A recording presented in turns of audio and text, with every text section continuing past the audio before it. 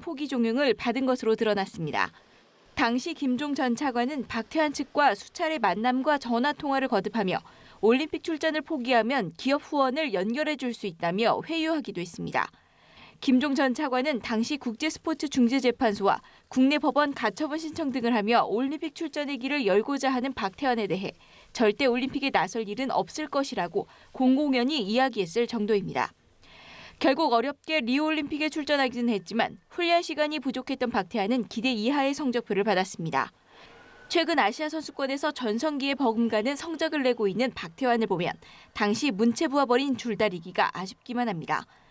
피겨 여왕 김연아 역시 지난 2014년 차은택이 주도한 늘품체조 시연 행사에 참석해달라는 요청을 거절해 미운털이 박혔다는 소문이 돌고 있습니다. 한국 스포츠를 대표하는 최고의 스타들마저도 최순실 사단의 광풍을 피해가지 못한 것으로 밝혀지면서 아직까지 알려지지 않은 검은 의혹들이 얼마나 더 도사리고 있을지 체육계는 탄식하고 있습니다. 연합뉴스TV 백기련입니다.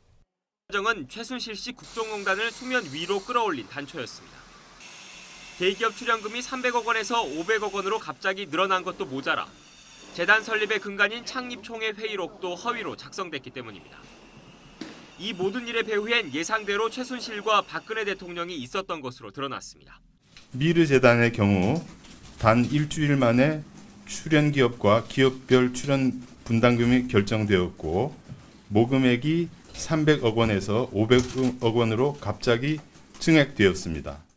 문화 콘텐츠 개발과 인재 육성을 위해 관련 재단을 만들어야 한다는 최 씨의 제안에 따라 박 대통령이 지시를 내린 겁니다.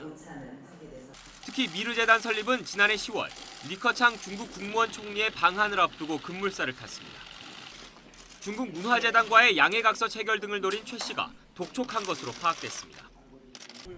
이후 재단 설립은 최 씨의 뜻에 따라 일사천리로 진행됐습니다. 최 씨가 특별한 공모 과정도 없이 용의 순 우리말인 미르라는 낯선 단어를 고르자 박 대통령은 신비롭고 영향력이 있다는 뜻이 담겼다며 재단명을 확정했습니다. 또 최 씨가 면접을 거쳐 임직원을 뽑으면 박 대통령은 이 사람들을 자리에 채우라고 지시했습니다. 이렇게 출범한 미르재단은 임의로 사용할 수 없는 기본 재산의 비율을 안종범 전 수석의 지시에 따라 기존 90%에서 20%로 크게 낮췄고 최 씨는 재단 돈이 새나갈 수 있는 통로를 손에 쥐었습니다. YTN 강진원입니다. 응하지 않고 특검 수사에 대비하겠다는 것입니다.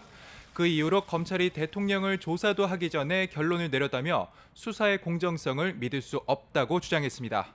또 대통령은 기소되지도 않았고 헌법상 당연히 무죄로 추정된다고 강조했습니다. 검찰이 작성한 최순실 씨 등에 대한 공소장에 대통령이 공모했다고 기재한 것을 두고 초강수로 대응한 것입니다.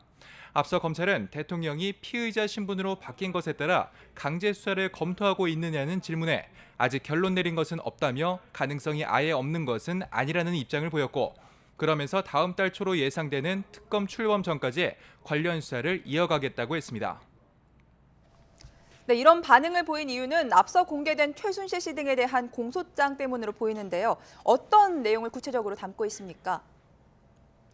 네, 공소장에서 맨 처음 부분에 피고인들에 대해 설명하는 부분이 있는데요. 피고인인 최순실 씨와 안종범 전 수석, 정호성 전 비서관에 이어 박근혜 대통령의 지위에 대해서 반 페이지에 걸쳐 상세하게 설명했습니다. 또 범죄 사실 33페이지 가운데 24페이지가 박 대통령의 공모 혐의에 대한 기술이어서 사실상 박 대통령의 공소장인 것처럼 작성돼 있습니다. 대부분 범죄 사실에서 최순실, 안종범이 대통령과 공모하여 대통령의 직권과 경제수석의 직권을 남용했다라고 적혀 있는데요. 현직 대통령이 검찰의 공소 사실에 피고인들과 나란히 이름을 올린 것은 처음 있는 일이기도 합니다. 앞서 검찰은 최 씨 등을 재판에 넘기기 전에 박 대통령을 피의자 신분으로 인지해서 정식 사건으로 입건했습니다. 따라서 박 대통령은 최 씨, 안 전 수석 그리고 정 전 비서관과 같이 공식적으로 피의자 신분인 것이 명시됐습니다.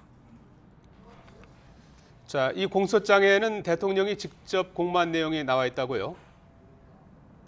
네, 최순실 씨 등의 공소장에는 박근혜 대통령이 대기업에 돈을 내달라고 직접 독려했다고 나와 있습니다. 검찰은 박 대통령이 신동빈 롯데그룹 회장을 독대한 자리에서 경기도 하남시 복합체육시설 건립 비용으로 K스포츠재단에 75억 원을 내라고 요청했다고 기재했습니다. 또 최순실 씨의 지인 회사나 본인이 사실상 운영하는 광고 회사가 현대차 일감을 따낼 수 있도록 정몽구 현대차그룹 회장에게 얘기했다는 내용과 KT 측에 최 씨가 추천한 이동수 전무를 채용하도록 해달라고 청탁까지 한 사실도 드러났습니다.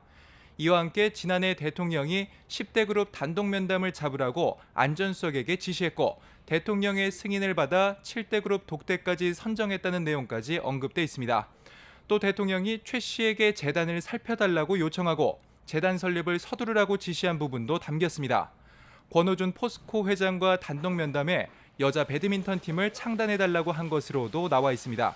결국 박 대통령이 미르 K스포츠재단 설립의 키를 잡고 안전수석에게는 모금을, 최 씨에게는 인사와 운영을 장악하도록 맡긴 것입니다. 또 정 전 비서관이 대통령 지시를 받아 공무상 비밀 내용을 담고 있는 문서를 전달한 건 모두 47건에 달하는 것으로도 나와 있습니다. 지금까지 서울중앙지검에서 YTN 조용성입니다. 관저 집무실을 이용했다는 청와대의 공식 입장에 대해 관저 집무실을 이용했다는 것은 출근하지 않았다는 뜻이라고 말했습니다. 문 전 대표는 SNS를 통해 관저 집무실은 출근 전이나 퇴근 후 관저에서 이용하는 곳이라며 그 긴박했던 시간에 출근을 하지 않고 무엇을 했느냐고 지적했습니다.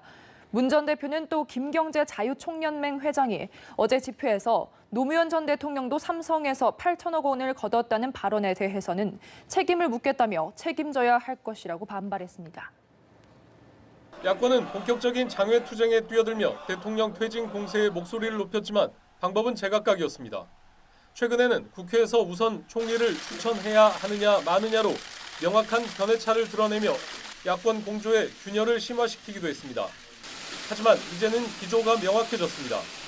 국정 혼란을 우려하며 이선 후퇴를 신중하게 주장했던 진영에서도 속속 탄핵으로 돌아섰습니다. 대통령이 헌법이나 법률을 위배할 때 국회가 탄핵 소추를 의결할 수 있다고 돼 있는 헌법 65조를 충족한다고 보는 겁니다. 아주 중대하고 또 명백하다라는 게 드러났죠. 그것은 다른 말로 표현하자면 탄핵 사유가 확실하다.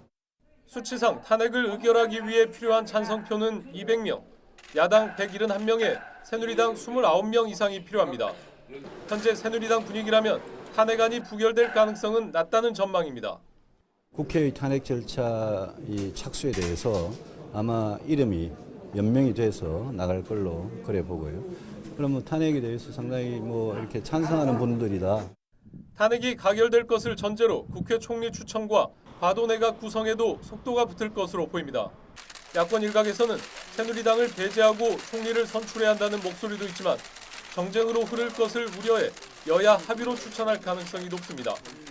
이에 따라 정치권은 곧바로 탄핵과 총리 선출 방안을 동시에 논의하기 위한 절차에 들어갈 전망입니다. 다만 박 대통령 스스로 퇴진 의사를 밝힐 경우 탄핵안은 자연스럽게 논의 대상에서 사라집니다. YTN 이강진입니다. 예상을 뛰어넘는 검찰 수사 결과가 발표되자 당내 비주류의 움직임은 바빠졌습니다. 대권 주자를 비롯해 비주류 중진들을 중심으로 한 비상시국위원회 총회 끝에 박 대통령 출당과 탄핵 카드를 꺼내든 겁니다. 국회는 대통령의 탄핵 절차를 즉각 착수해야 합니다. 박근혜 대통령을 윤리위에 즉각 제소하여 출당, 지명 등을 논의해 주기를. 탄핵 절차 개시를 전제로 거국 내각 구성을 서둘러야 한다는 요구도 쏟아졌습니다.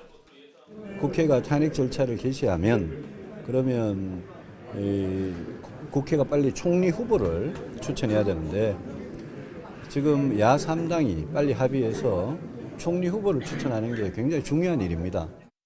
이에 정진석 원내대표는 두 야당이 탄핵 요구를 한다면 법 규정에 따라 논의하겠다는 원론적인 입장을 거듭 강조했습니다. 두 야당이 대통령 탄핵을 요구한다면 저는 헌법에 규정되어 있는 만큼 책임 있는 논의에 응할 용의가 있다는 말씀을 국회의장 3당 원내대표 협의체가 최대한 빠른 시일 내에 구성되어 모든 문제에 대해 논의해야 합니다.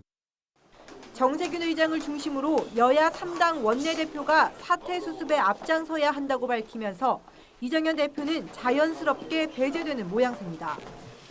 대통령이 최순실 사태의 공범자로 피해자 신분이 되면서 가뜩이나 사퇴 압박을 받아온 이 대표 등 친박 지도부가 궁지에 몰렸다는 분석입니다.